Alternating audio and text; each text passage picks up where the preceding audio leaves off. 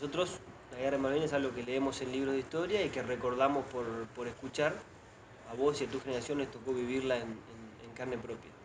Entonces quería primero algunas reflexiones sobre lo que significó para ustedes y cómo vivieron todo el proceso de la guerra para después por ahí meternos en lo que fue para vos.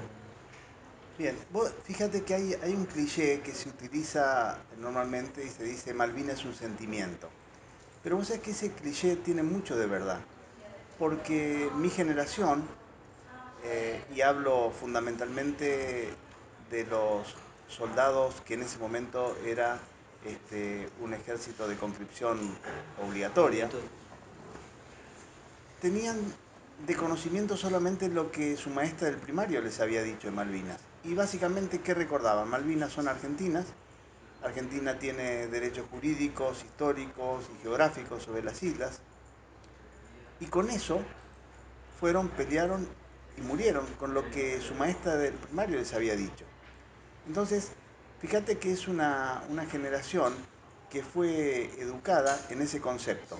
Malvinas es un objetivo inconcluso, son irredentas, la queremos recuperar, es una deuda que tiene la nación con su soberanía, no puede ejercer el poder de imperio sobre todo lo que le es propio. Entonces, con ese concepto vivió mi generación, hasta el punto que cuando tuvimos la misión de ir y recuperar las islas, no había dudas, no hubo dudas en nadie de que era un orgullo participar, de que estábamos haciendo un hecho histórico, e incluso nadie lo vinculaba con el proceso militar en ese momento. O sea, era tan fuerte el sentimiento que ninguno de los que tuvimos que participar los vinculamos con que, bueno, esto es para salvar el Para salvar el proceso. proceso o esto es una cosa que la hace el general Galtieri solamente para mantenerse. No, no, no, era tan fuerte que no dudabas que tenías que participar, tenías que hacer las cosas bien. Bueno, eh, a diferencia de las actuales generaciones que quizás reflexionan un poco más, pueden llegar a vincular ese objetivo soberano con cuestiones políticas, hay otro tipo de análisis, incluso las expresiones que hoy mismo tiene el gobierno de Inglaterra son diferentes a las que se vivía en 1982, y que por eso es una generación que eso que lo tenía metido desde la primaria, eh, lo supo demostrar en la acción, tratando, ya te digo, de recuperar un objetivo soberano y nunca consolidar un gobierno o creer que nosotros éramos simplemente una acción militar para sostener un Un gobierno gobierno. militar. No, no, no. Este es un poco el enfoque. Y bueno, después, cuando recibimos la misión, imagínate, era una mezcla de gran orgullo, de temores, de incertidumbre muy alto, porque al menos yo, que ya tenía una formación universitaria, y que quiero marcar esto no por una diferencia, la formación universitaria en ese momento, en 1982, te hacía un oficial diferente dentro de la Fuerza Armada, pero no mejor ni peor, diferente, en cuanto al concepto holístico de interpretación de los problemas internacionales. Aquellos que tenían una formación muy nacionalista, pues creían que solamente con tomar las islas estaba conquistado el objetivo. Y quien tenía una visión más amplia y había estudiado un poquito más de lo que es la historia de Inglaterra en el mundo, vos sabías que no iba a ser gratis y que iba a haber una represalia, iba a haber una respuesta. Y si vos decías, ¿puede Estados Unidos abandonar a su principal socio, aliado y amigo en toda acción internacional como es Inglaterra? Vos decís, no, no lo va a abandonar, ¿no? Y esta visión que vos tenías por haber estado formado de que no era solamente reconquistar las islas, sino que después iba a haber un conflicto, ¿era una cosa compartida o muchos fueron pensando que era simplemente reconquistar las islas? No, realmente la gran mayoría pensó que era reconquistar las islas y que el gobierno no era tan inconsciente de lanzar esa acción militar y que tenía una carta guardada, ya sea de los Estados Unidos y después cuando vimos, ¿no es cierto?, que con Estados Unidos no había ninguna posibilidad de recibir una ayuda importante, pensaron en Rusia, pero la carta nunca estuvo. La carta nunca estuvo. Este fue básicamente el gran error estratégico. De todas formas, aquel que tenía una muy buena formación militar sabía que la guerra estaba perdida a inicio, porque vos no podés nunca ganar una guerra o una batalla o combate en una isla cuando el dominio marítimo es enemigo. O sea, las islas tienen estas particularidades. Si vos querés ganar el combate dentro de la isla, tenés que tener dominio Control marítimo aéreo. y control aéreo. ¿Y vos crees que en ese momento las autoridades que definieron ir a la guerra fueron negligentes con respecto a este hecho o hubo una decisión específica de ir pese a todo a la guerra? Porque una de las cosas que, como vos bien decías, hoy se debate mucho es hasta dónde había una vocación real, hasta dónde era un gobierno de facto tratando de salvarse el pellejo en un momento en el cual ya empezaba a ser evidente todas las atrocidades que ese gobierno Claro. estaba No, haciendo. yo realmente creo que en lo internacional, no lo juzgo en lo profesional, en lo internacional, la formación del general Galtieri era muy básica. Y realmente él creyó que iba a tener un apoyo internacional que no tuvo. Hasta el punto que se manejaron con tres supuestos. Y los supuestos que utilizaron es, por ejemplo, Estados Unidos mantendrá una neutralidad complaciente. Obviamente no la mantuvo, no solamente no la mantuvo, sino que les dio información satelital. Le dio los misiles Sidewinders, que es lo que le permitían ganar todos los combates aéreos, y le dio la isla Ascension, que acortó la logística a la mitad. El otro punto es, Inglaterra no va a reaccionar militarmente. Bueno, eso era un desconocimiento de la historia de Inglaterra. Iba a haber una reacción militar, sin duda, porque además ellos estaban jugando otras cosas en ese momento. Y el tercer supuesto es, si reacciona militarmente vamos a estar en capacidad de defender las islas. En el criterio este de que nosotros podemos colocar cantidad indefinida de soldados, olvidándose de esto que yo te digo estratégicamente, que cuando vos tenés perdido el dominio marítimo y cuando ese dominio marítimo se logra con portaaviones que a su vez te aseguran el dominio aéreo, es imposible. Nosotros no sucumbimos antes dentro de la isla porque a los ingleses no les interesaba, o sea, a ellos les interesaron dos cosas. No perjudicar la vida de los kelpers adentro, porque si a nosotros nos sometían mucho, quizás ellos no sabían qué reacción nosotros podíamos tener con los kelpers.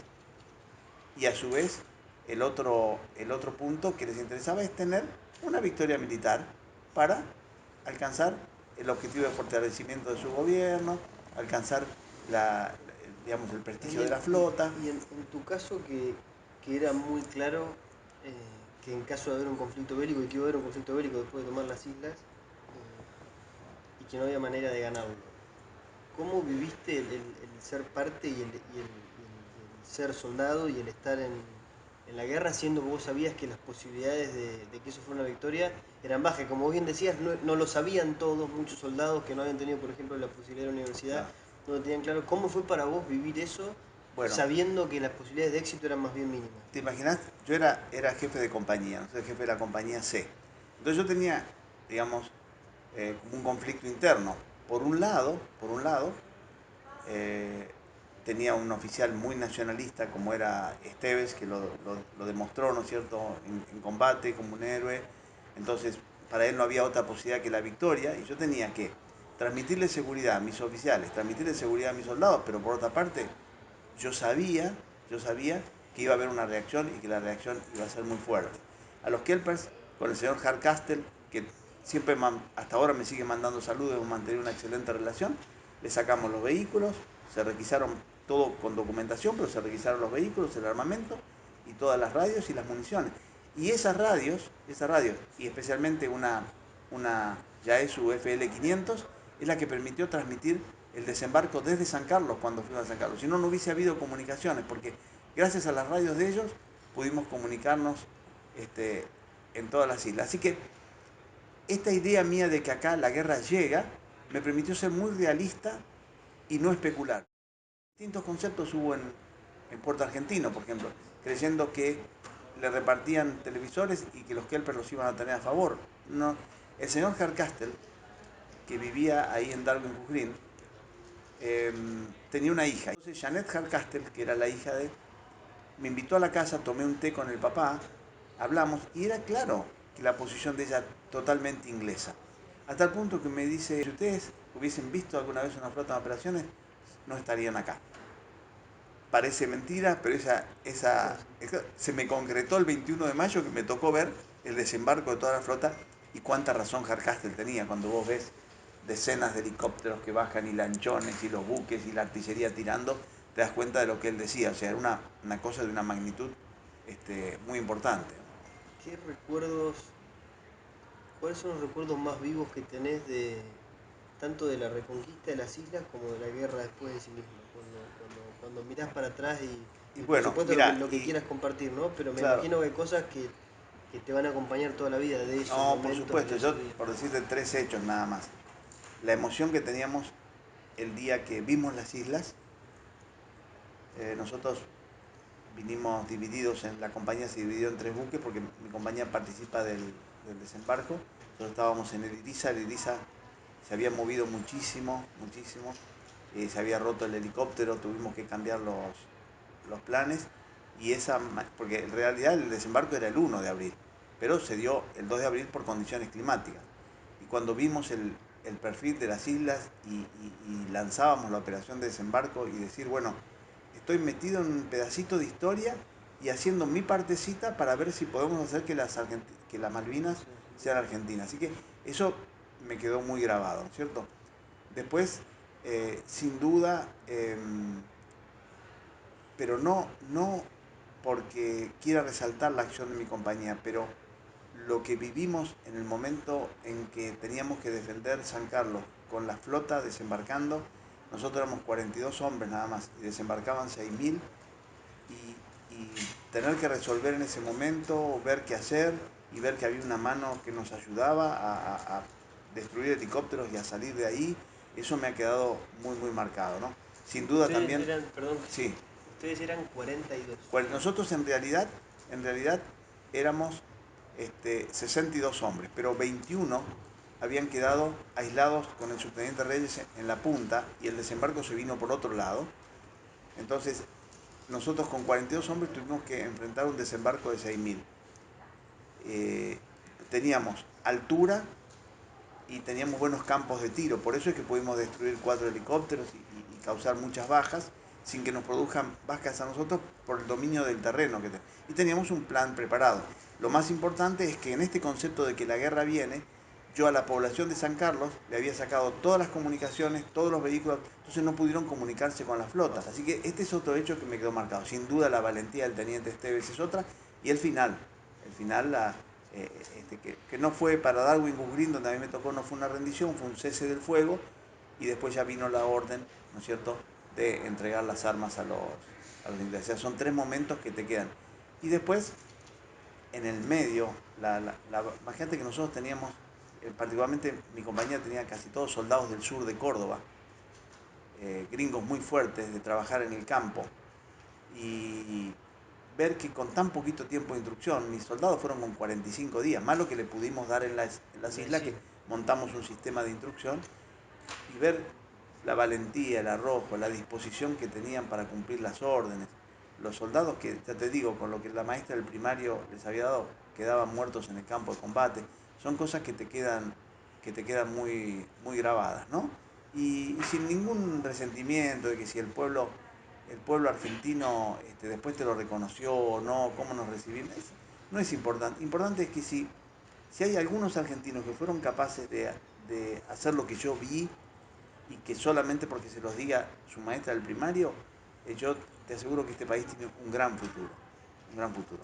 No sé si son mayoría o no, pero aunque esté esa semilla de esa clase de argentinos que lo vi, este país va a tener un gran futuro, no tengo dudas, no tengo dudas, porque estaban dispuestos a dar la vida por lo que su maestra del primario. Entonces eso habla del sistema educativo, habla de la formación en la casa, habla de lo que son ellos como personas. Así que son las cosas que me quedaron más grabadas, ¿no? Por supuesto que a medida que avanza el tiempo te vas, no digo olvidando, porque cuando a mí me tocan un botón me acuerdo en detalle, pero quizás cosas muy importantes, pequeñas que pasaron y uno las Sí, va sí, por supuesto. minimizando con el tiempo, ¿no? Hay dos cosas más que me gustaría que hablemos, pero recién me despertaste una pregunta que es atando, y en parte la contestaste, pero por ahí si hay alguna otra reflexión que se te ocurra, que es atando lo que vos viviste y el orgullo que sentís de muchas de las cosas que te tocó vivir y de la gente con la que te tocó vivir eso.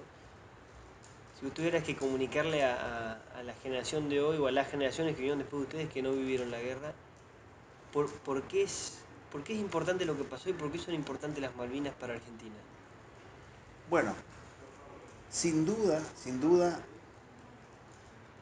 las Malvinas son irredentas. ¿Qué significa irredentas? Un territorio que te pertenece y que no lo podés tener bajo tu control. Y que todo el mundo tiene la ilusión de recuperarlo. Entonces, eso es lo que te da esa primer partecita cuando yo te hablaba del sentimiento. Pero después, si vas a lo jurídico, a lo histórico, a lo geográfico, fíjate con el último fallo de Naciones Unidas, o sea, es obvio que está en nuestra plataforma, es obvio que nos pertenecen. Si vas a la historia, ¿no es cierto? Los primeros gobernadores fueron españoles y ingleses, o sea, la bula papal, está claro que nos pertenece.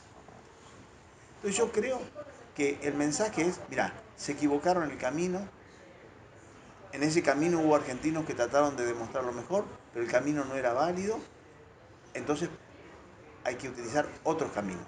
Consenso internacional, apoyo de los organismos, lograr hasta que un día entienda Inglaterra que eso, ¿no es cierto?, es una situación que la descoloca en el mundo y sobre todo que tiene que hacer muchos gastos en defensa. Esto sí, yo creo que es otra enseñanza. Nosotros sabemos que ellos gastan mucho dinero en defensa.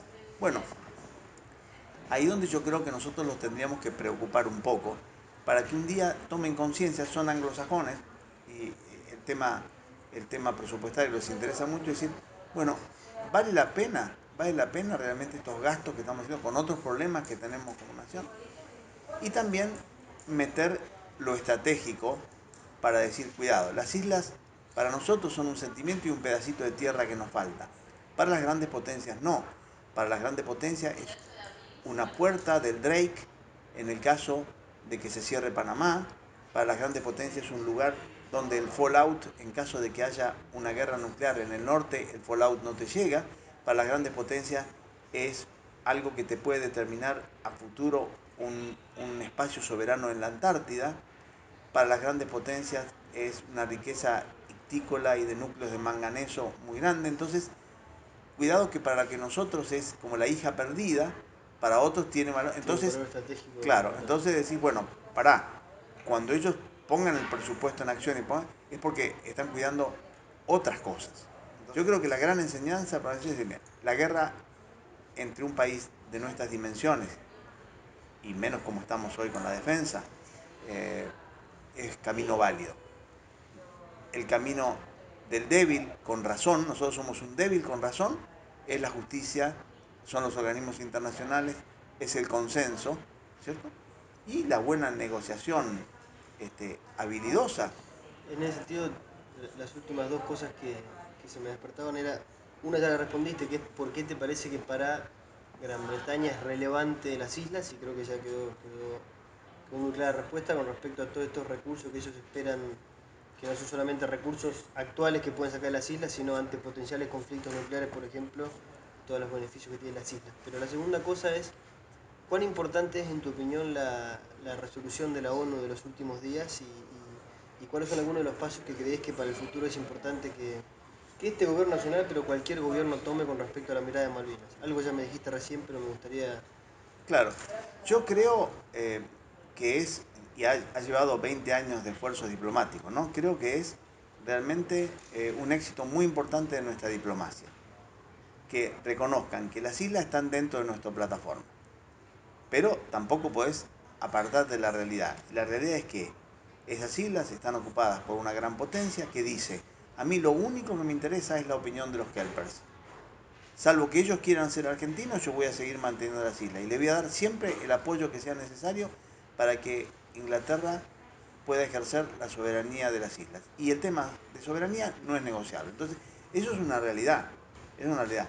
Lo otro fortalece tus derechos, te posiciona mejor frente al mundo, incluso hasta podés llegar a obtener algunos beneficios económicos, en decir, bueno, manejo más zonas de pesca, puedo manejarme con regalías sobre el petróleo, o sea, pero no hay que confundir, porque resoluciones como esta tenemos del Comité de Descolonización decenas, y sin embargo Inglaterra nunca ha cedido. Entonces, yo creo que decir, ¿es un avance? Sí, es positivo, sí. ¿Es vinculante con la soberanía? No, seamos conscientes. Si confundimos este fallo de las Naciones Unidas con decir, bueno, listo, debe estar faltando unos días para tener la soberanía, creo que es un análisis muy básico de lo que es el mundo hoy, ¿no? Daniel, yo para terminar te quiero agradecer dos cosas. Primero, el tiempo para poder hablar de esto. A nosotros con el equipo nos parecía muy importante poder presentar también y que en redes sociales y que en los medios que tenemos esté presente la visión de alguien que vivió en carne propia lo que fue las Malvinas y de alguien que además piensa hoy por hoy y hace un desarrollo académico, además de lo que podría ser la política argentina para adelante con respecto a este y otros temas. Y en segundo lugar, como argentino también, agradecerte por lo que hiciste por este país. Digo, es verdad que era una situación adversa, es verdad que puede haber sido mala la decisión de ir al conflicto, pero sin embargo ustedes, cuando la patria los llamó, pusieron el corazón, la cabeza y todo lo que tenían a su alcance a disposición en el fondo de todos nosotros, que los que estábamos en camino, los que ya estaban acá, pero la Argentina me parece y nuestra generación que no vivió la guerra tiene que agradecerles a ustedes, a los que participaron activamente y a los que no, pero sobre todo a los que dejaron la vida o parte de la vida incluso aunque hayan vuelto en esas islas por luchar por algo que es argentino y que aunque todavía no lo podemos vivir así es nuestro.